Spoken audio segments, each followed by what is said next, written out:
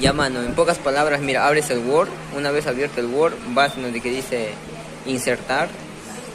Ahí insertar, busca gráfico. En este gráfico buscas lo que es circular. Del circular aquí pones aceptar. Una vez que has puesto aceptar, aquí arriba, ahí arriba, pones el nombre. Donde que dice ventas, por ejemplo, pones lo que te ha tocado el ítem. No sé, se cae de la escalera, no sé qué, el ítems.